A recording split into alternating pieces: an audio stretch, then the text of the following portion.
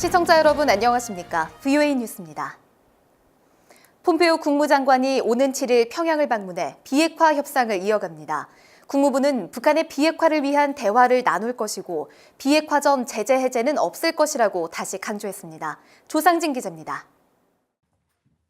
국무부는 정례 브리핑을 통해 폼페오 장관이 오는 7일 북한을 방문하고 김정은 위원장과 면담할 것이라고 밝혔습니다.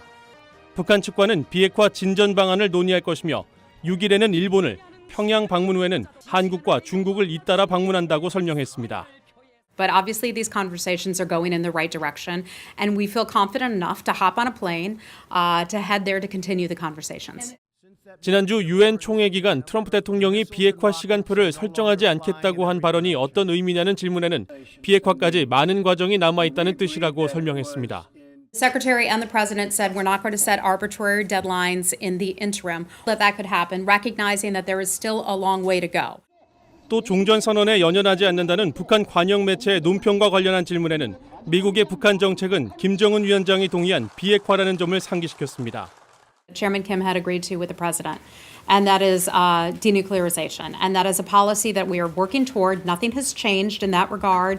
국무부는 또 이번 방북에서 종전선언을 비롯한 어떤 형태의 선언이 이루어질 계획이 있느냐는 질문에는 미국의 정책에는 어떤 변화도 없다는 입장을 다시 한번 강조했습니다. VOA 뉴스 조상진입니다. 지난 유엔 총회에서 중국과 러시아 등이 대북 제재 완화를 주장한 데 대해 미 상원 의원들은 아직 때가 아니라고 선을 그었습니다.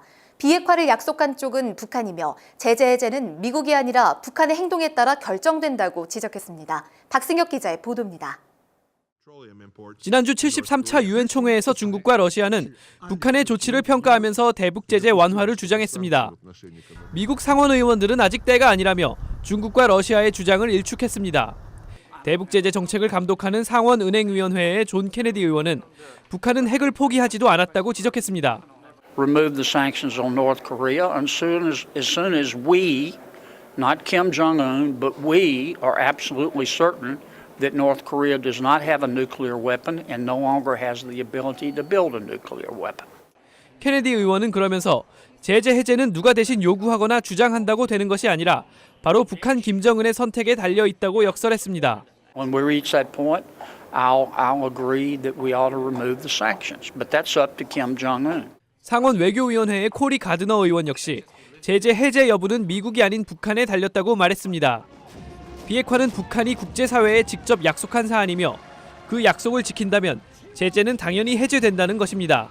Sanctions must remain in place in North Korea until North Korea denuclearizes. It has a commitment that it made to the United States, a commitment it made to the world, and there's no relief until they actually live up to their promise. 북한이 지난 1차 미북 정상회담 이후 지금까지 취한 몇몇 조치들은 실질적 비핵화 조치가 아니라는 것입니다. 의원들은 북한이 비핵화만 한다면 제재를 유지할 이유가 없다면서 김정은 위원장이 트럼프 대통령과 한 약속을 지키라고 촉구했습니다. VOA 뉴스 박승혁입니다. 북한 고려항공의 화물기 세대가 오는 7일 평양에서 러시아 블라디보스토크에 도착할 예정이라고 러시아와 중화권 언론들이 보도했습니다. 또 블라디보스토크 국제공항 웹사이트는 해당 화물기들이 7일 오전과 오후에 각각 도착할 예정이라고 전했습니다. 이번 화물기는 비정기적으로 편성돼 북한 김정은 위원장의 러시아 방문 준비가 아니냐는 관측이 나왔습니다.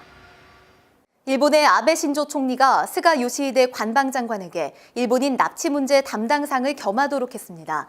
아베 총리는 2일 개각 발표 기자회견을 통해 납치 피해자 문제에 대해 내각의 총력을 결집해 책임을 다하겠다며 이같이 발표했습니다. 또 북한 김정은 위원장과 직접 만나 납치 문제를 해결해야 한다고 거듭 강조했습니다. 세계은행이 최근 발표한 2018 전세계 통치구조 지수에서 북한이 최하위권으로 평가됐습니다. 북한은 행정능력과 법치, 부패 통제, 언론 자유 등 5개 분야에서 전 세계 230개국 중 최악의 10개국에 포함됐으며 이 중 행정능력과 언론 자유는 세계 최악으로 분류됐습니다. 세계은행은 매년 각국의 연구기관과 비정부기구 등의 자료를 종합해 통치구조 지수를 발표합니다. VOA 뉴스 마칩니다. 시청해주신 여러분 고맙습니다.